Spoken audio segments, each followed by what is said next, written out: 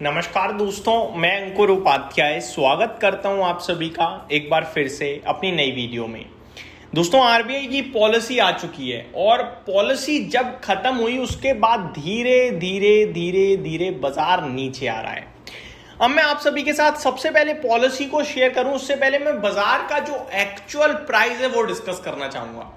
देखो, आपको और हमें जो दिख रहा है इस समय वो दिख रहा है कि निफ्टी करीब 80 पॉइंट नीचे है स्पॉट में और बैंक निफ्टी करीब 350 पॉइंट नीचे है स्पॉट में। तो हम लोगों को लग रहा है कि यार मार्केट में तो गिरावट है, जिसमें ग्लोबल मार्केट्स बहुत स्ट्रांग दिख रहे हैं। तो मैं आपको बता दूंगा, ग्लोबल मार्केट जितना स्ट्रांग दिख रहे हैं उतना स्ट्रांग तो हम लोग नहीं है, लेकिन हम भी स्ट्रांग ही हैं। मैं ऐसा क्यों कह रहा हूं वो आप समझिए। मैं आपको बता दूं, बैंक निफ्टी जो स्पॉट में आपको 350 पॉइंट नीचे दिख रहा है, एक्चुअली में वो 350 पॉइंट नीचे नहीं है। पहली बात, वो 90-70 पॉइंट ऊपर है, यानी कि 70-80 पॉइंट अभी पॉजिटिव ट्रेड कर रहा है। और जो निफ्टी आपको इस समय 80 पॉइंट नीचे दिख रहा है, एक्चुअली में वो 80 पॉइंट नीचे नहीं है, 60 पॉइंट ऊपर है। अब आपको भाई क्या कह रहे हो, ये कौन सा नशा कर लिया? तो मैं अब आपको डिटेल देना चाहूंगा। एक बार निफ्टी फ्यूचर्स अगस्त का फ्यूचर ऐड करो और बैंक निफ्टी फ्यूचर अगस्त का ऐड करो। वहां आपको दिखेगा अगस्त का फ्यूचर 64 पॉइंट्स ऊपर है और बैंक निफ्टी का फ्यूचर 85 पॉइंट प्लस है। मैं यहां पे आप सभी के साथ डिफरेंस शेयर नहीं कर रहा हूं कि निफ्टी स्पॉट तो यहां ट्रेड कर रहा है और फ्यूचर यहां ट्रेड कर रहा है, नहीं। मैं पॉइंट्स, पॉजिटिव और नेगेटिव पॉइंट्स का डिफरेंस शेयर कर रहा हूं। जो वहां 80 पॉइंट नीचे दिख रहा है वो 80 पॉइंट वहां ऊपर है। ये फैक्ट है, ये कोई प्रीमियम या डिस्काउंट नहीं है दोस्तों, ये आपके लिए लेवल्स हैं। अब ऐसा क्यों हो रहा है? देखो, जो फ्यूचर का आंकड़ा है ना, 60 पॉइंट पॉजिटिव है जैसे निफ्टी, ये ऑटोमेटिकली 3:25 20 मिनट पे हो जाएगा निफ्टी स्पॉट में। जैसे कल पूरे दिन हम नीचे थे, अचानक 150 पॉइंट ऊपर हुआ निफ्टी, वैसे ही आज फिर होगा। आप देखिएगा 3:15 पे जब बाजार बंद होगा उसके 10 मिनट के अंदर अंदर आप देखोगे कि निफ्टी ऑटोमेटिकली ऊपर हो जाएगा, फ्यूचर्स के प्राइसेस के अकॉर्डिंग सेटल हो जाएगा। ये हो रहा है, ये जो नया हुआ है ना टाइम सबके लिए, इसमें ये सारी चीजें अभी पूरी तरीके से काम नहीं कर रही हैं, इसीलिए आपको प्राइसेस में काफी डिफरेंस दिख रहा है। होप क्लियर हो गई होगी ये सारी चीजें। अब अगला टॉपिक, आरबीआई पॉलिसी। दोस्तों, पॉलिसी में ऐसा क्या हुआ जो बाजार नीचे जा रहा है? देखो, पॉलिसी में देखा जाए तो ऐसा कुछ भी नहीं हुआ भाई, पॉलिसी तो न्यूट्रल ही है। पॉलिसी में तो कुछ खराब था ही नहीं एक्चुअली में, और अच्छे की बात करी जाए तो कुछ अच्छा भी नहीं है, न्यूट्रल ही थी। मतलब एक इवेंट था जो अन इवेंट में कन्वर्ट हो गया, या नो इवेंट कह सकते हो आप। अब मैं आपको पॉलिसी बताता हूं विदाउट एनी डिले।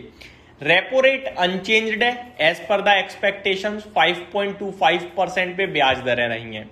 पॉलिसी का स्टांस न्यूट्रल था, यानी कि आरबीआई गवर्नर साहब कह रहे हैं भैया हमें नहीं कुछ सोचना भी कि हम रेट कट करेंगे या रेट हाइक करेंगे। हम डेटा को देखेंगे और उस डेटा को देखने के बाद डिसाइड करेंगे कि ये समय रेट हाइक का है या ये समय रेट कट का है। यानी अभी मार्केट वन साइडेड नहीं सोच रहा है, अभी मार्केट न्यूट्रल खड़ा है, इधर भी जा सकता है इधर भी जा सकता है। तो ये स्टांस है। स्टैंडिंग डिपॉजिट फैसिलिटी 5% पे है, बैंक रेट 5.5% पे स्थिर है। अब क्या कहा है आरबीआई गवर्नर साहब ने? तो उन्होंने कहा है कि इकोनॉमिक ग्रोथ को और इन्फ्लेशन की रिस्क को बैलेंस करना चाहते हैं, और क्रूड ऑयल के प्राइसेस मिडल ईस्ट कन्फ्लिक्ट की वजह से वॉलेटाइल रह सकते हैं और एक रिस्की जोन में है इस समय। साथ ही साथ फूड इन्फ्लेशन और वेदर रिलेटेड रिस्क भी खड़ा है सामने। कोर इन्फ्लेशन नॉर्मल है, मॉडरेट है, वहां कोई ज्यादा इशू नहीं है।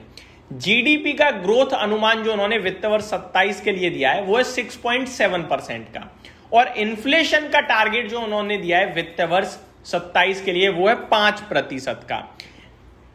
इससे यह समझ में आता है कि जो प्रीवियस टारगेट या फॉरकास्ट था उससे इन्फ्लेशन 0.1% कम किया है और टारगेट ग्रोथ 0.1% बढ़ाया है। यानी दोनों चीजें फेवर में आई हैं, पॉजिटिव है। इन्फ्लेशन घटेगा और जीडीपी ग्रोथ बढ़ेगी, ऐसा उन्होंने अब अनुमान जारी किया है। अब मैं इस अनुमान को आपके साथ और डिटेल में शेयर करना चाहूंगा क्वार्टर ऑन क्वार्टर बेसिस पे।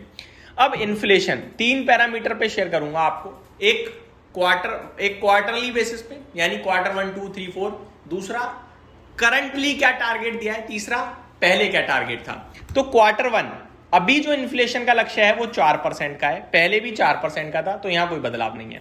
Q2 जो अभी चल रहा है, इसमें इन्फ्लेशन का टारगेट 4.8% का है, पहले 4.9 था, यानी कम करा है इन्फ्लेशन, तो बढ़िया है। Q3 5.8% का इन्फ्लेशन अभी कहा है, पहले 5.9% कहा था, तो यहां भी थोड़ा सा 1% घटाया है इन्फ्लेशन। Q4 में 5.4% का इन्फ्लेशन उम्मीद लगाई है, पहले 5.5% की लगाई थी, तो यहां भी 1% 0.1% से घटाया है। एवरेज निकलता है वित्त वर्ष 27 के लिए 5%, पहले 5.1% का था, तो पॉजिटिव है। जीडीपी ग्रोथ की बात करी जाए तो Q1 में 6.3% की बात करी है, पहले 6.2% की करी थी। Q2 में 6.8% की ग्रोथ का अनुमान जताया है, पहले 6.7% का था। Q3 में 6.9% की ग्रोथ का अनुमान जताया है, पहले 6.8% था। Q4 में 6.8% का अनुमान है, पहले 6.7% का था। वित्त वर्ष 27 का एवरेज 6.7 निकलता है और पहले 6.6% था।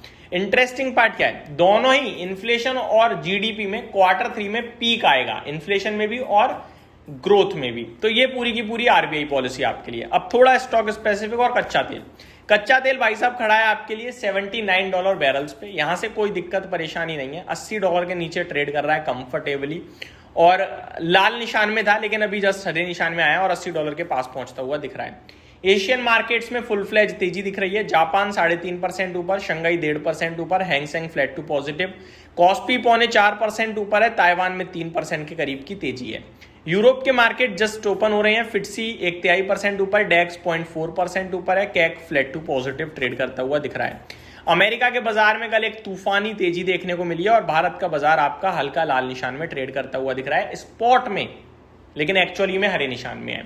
स्टॉक स्पेसिफिक सेक्शन भरपूर बना हुआ है। यहीं समाप्त करता हूं इस वीडियो को। Thank you so much for watching this video. Have a great day guys.